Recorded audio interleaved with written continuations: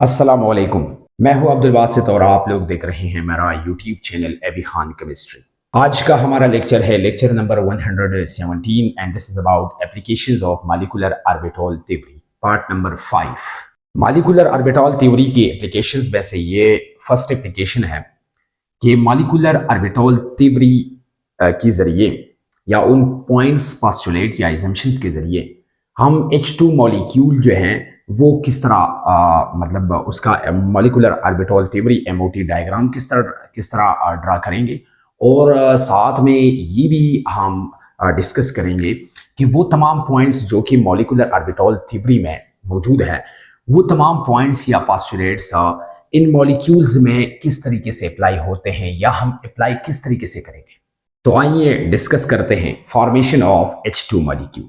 H2 molecule में total 2 hydrogen atoms हैं और ये 2 हाइड्रोजन एटम्स जो हैं ये कंबाइन होते हैं और इसके रिजल्ट में H2 मॉलिक्यूल का फॉर्मेशन होता है। लेकिन किस तरह मॉलिक्यूलर ऑर्बिटल थ्योरी के जरिए हम ये किस तरह प्रूफ करेंगे कि H2 मॉलिक्यूल जो है ये पॉसिबल है। H2 मॉलिक्यूल में जो फर्स्ट हाइड्रोजन है इसका इलेक्ट्रॉनिक कन्फिग्रेशन है 1s1 और जो सेकंड है इसका भी सेम है 1s1। ये इसका इलेक्ट्रॉनिक कन्फिग्रेशन है, जनरल इलेक्ट्रॉनिक कन्फिग्रेशन है। अब अगर ये दोनों हाइड्रोजन जो है ये मिलते हैं, कंबाइन होते हैं, तो इसके कॉम्बिनेशन से H2 मॉलिक्यूल बनता है और ये VBT भी यही कहता है। फिर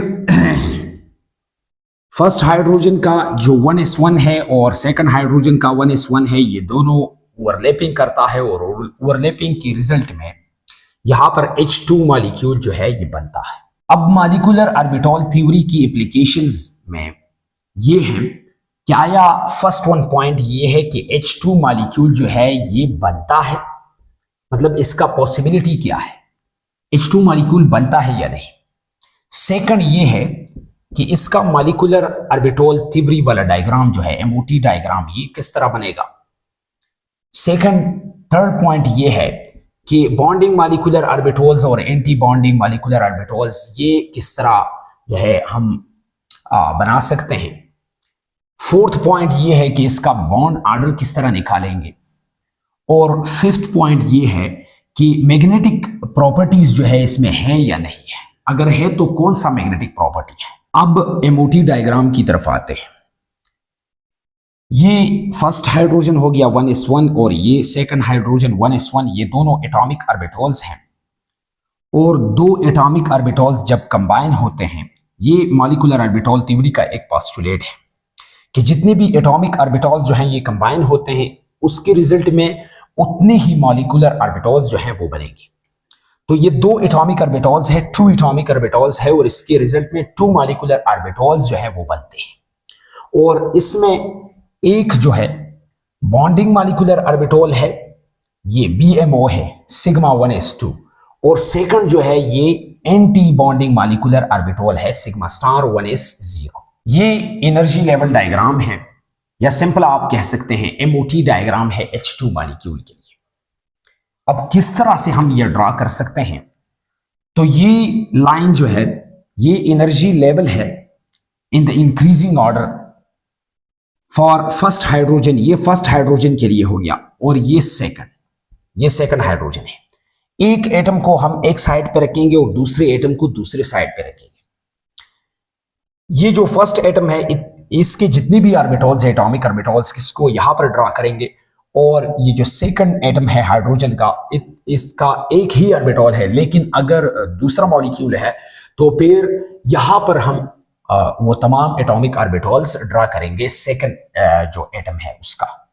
अब इस हाइड्रोजन में सिर्फ एक ही ऑर्बिटल है और एक ही इलेक्ट्रॉन है, फर्स्ट सिर्फ 1 इलेक्ट्रॉन है, तो ये हो गया 1s1 और ये उसका एटॉमिक ऑर्बिटल है 1 इलेक्ट्रॉन है। दूसरे हाइड्रोजन का भी 1s1 है और ये एटॉमिक ऑर्बिटल हो गया, इसमें सिर्फ एक ही इलेक्ट्रॉन है। दोनों का जो स्पिन है वो सेम है। पॉइंट्स को आप गौर से देखेंगे, दोनों का जो स्पिन है वो सेम है, इसका भी सेम है, इसका भी सेम है। हो सकता है, मैं ये नहीं कहता हूं कि ये लाजिमी है, लेकिन ज्यादातर ये है कि जितने भी हाफ फील्ड ऑर्बिटल्स होते हैं उनमें अगर उनमें एक ही इलेक्ट्रॉन होता है, मतलब जितने भी हाफ फिल्ड ऑर्बिटल्स होते हैं उसमें सिर्फ एक ही इलेक्ट्रॉन होता है। अब ये इलेक्ट्रॉन जो है, इसका स्पिन जो है ये 50% क्लॉकवाइज हो सकता है और 50% एंटी क्लॉकवाइज हो सकता है, लेकिन ज्यादातर हम इसको इस तरह ड्रा कर सकते हैं क्लॉकवाइज। उसके बाद फिर ये जो है ये मॉलिक्यूलर ऑर्बिटल्स बनेंगे, लेकिन मॉलिक्यूलर ऑर्बिटल्स मैंने एक्सप्लेन की है कि ये दो किस्म के होंगे। एक का एनर्जी जो है वो कम होगा, जो कि हमारा बॉन्डिंग मॉलिक्यूलर ऑर्बिटल्स होंगे, और दूसरा जो है वो एंटी बॉन्डिंग मॉलिक्यूलर ऑर्बिटल्स हैं, इनकी एनर्जी जो है वो ज्यादा है।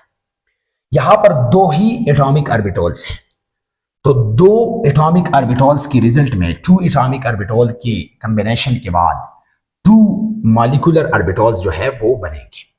ये फर्स्ट मॉलिक्यूलर ऑर्बिटल हो गया और ये सेकंड। ये बॉन्डिंग मॉलिक्यूलर ऑर्बिटल है, इसलिए सिग्मा 1 इससे मैंने रिप्रेजेंट किया है, और ये एंटी बॉन्डिंग है, इसलिए सिग्मा स्टार 1 इससे रिप्रेजेंट किया हुआ है।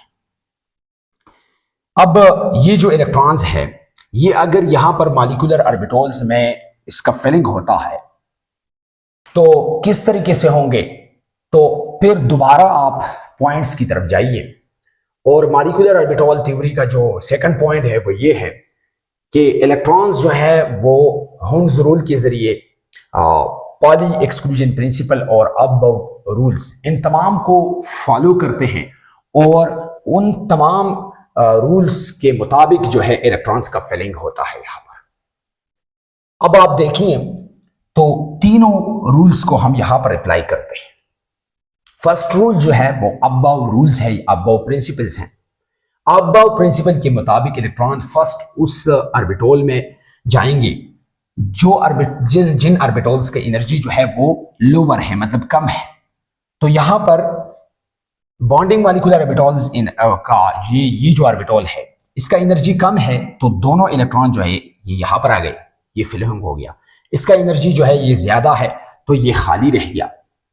दूसरा जो रूल है वो हुंस रूल है, और हुंस रूल डीजेनरेटेड ऑर्बिटल्स के लिए है। डीजेनरेटेड ऑर्बिटल्स मींस वो ऑर्बिटल्स जिनके एनर्जीज जो हैं वो सेम होते हैं। अब यहां पर एक ही ऑर्बिटल है, डीजेनरेटेड ऑर्बिटल है ही नहीं, तो वो रूल जो है वो यहां पर अप्लाई नहीं हो सकता है, ठीक है। और जो तीसरा रूल है पॉलीज एक्सक्लूजन प्रिंसिपल, वो ये बताता है कि एक ही ऑर्बिटल में अगर दो इलेक्ट्रॉन होंगे तो दोनों का जो स्पिन है वो अपोजिट होगा। तो इन तमाम को अगर हम अप्लाई करते हैं तो इस तरह का जो अरेंजमेंट है इलेक्ट्रॉन्स का वो बनेगा। ये बनेगा, यहां पर फिलिंग इस तरह का होगा। ये फर्स्ट इलेक्ट्रॉन यहां पर आ गया और यहां से सेकंड इलेक्ट्रॉन आ गया, और दोनों का जो स्पिन है वो अपोजिट स्पिन है।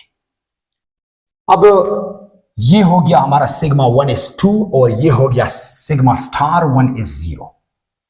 ठीक है जी, ये एनर्जी लेवल डायग्राम है या एमओटी डायग्राम है फॉर H2 मॉलिक्यूल। अब आते हैं मॉलिक्यूलर ऑर्बिटल थ्योरी का जो तीसरा पॉइंट है या चौथा पॉइंट है बॉन्ड ऑर्डर, कि हम इस मॉलिक्यूल का बॉन्ड ऑर्डर किस तरह निकालते हैं। तो ये इसके लिए इक्वेशन है 1/2 इंटू NB माइनस NA। 1/2 तो कांस्टेंट है, NB number of electrons in bonding molecular orbitals कितने हैं, 2 है, यहां पर 2 हो गया, माइनस अपनी जगह पर, और जो Na है number of electrons in anti bonding molecular orbital वो यहां पर 0 है, तो मैंने 0 लगा लिया। इससे जो रिजल्ट आता है वो 2 आता है, और 2 के साथ कैंसिल हो गया। यहां पर बॉन्ड ऑर्डर जो है वो आ गया 1। अब इस 1 का मतलब ये है, मतलब आपने सीखना है, मतलब ये है 1 का कि H2 मॉलिक्यूल जो है इसमें सिर्फ एक ही कोवेलेंट बॉन्ड जो है वो पॉसिबल है। मतलब H2 मॉलिक्यूल में सिर्फ एक ही कोवेलेंट बॉन्ड बनेगा, सिंगल कोवेलेंट बॉन्ड बनेगा, सिर्फ 1। लास्ट पॉइंट जो है वो मैग्नेटिक प्रॉपर्टी के बारे में है। यहां पर आप इस मॉलिक्यूल के ऑर्बिटल्स, मॉलिक्यूलर ऑर्बिटल्स की तरफ देखिए, तो यहां पर 2 ऑर्बिटल्स हैं, एक जो है वो बिल्कुल खाली है और एक जो है वो कंप्लीटली फिल्ड है। ये कंप्लीटली फिल्ड ऑर्बिटल्स है, यहां पर तो इलेक्ट्रॉन है ही नहीं, और यहां पर जो है 2 इलेक्ट्रॉन्स है, कंप्लीटली फिल्ड है। तो इसका मतलब ये हो गया कि ये जो H2 मॉलिक्यूल है ये डायामैग्नेटिक है। डायामैग्नेटिक मींस कि इसमें किसी किस्म का मैग्नेटिक प्रॉपर्टी जो है वो नहीं पाया जाता है, क्योंकि यहां पर जितनी भी ऑर्बिटल्स हैं, दो ऑर्बिटल्स हैं मॉलिक्यूलर ऑर्बिटल्स, और जो बॉन्डिंग मॉलिक्यूलर ऑर्बिटल्स है इसमें ये कंप्लीटली फिल्ड है और यहां पर इलेक्ट्रॉन है ही नहीं। तो ये ऑर्बिटल कंप्लीटली फिल्ड है, इसका मतलब ये है कि यहां पर अनपेयर्ड इलेक्ट्रॉन नहीं है। अगर अनपेयर्ड इलेक्ट्रॉन नहीं है या हाफ फिल्ड ऑर्बिटल्स नहीं है, तो इसका मतलब ये हो गया कि ये H2 जो मॉलिक्यूल है ये मैग्नेटिक नेचर के लिहाज से या मैग्नेटिक प्रॉपर्टी के लिहाज से डायमैग्नेटिक है।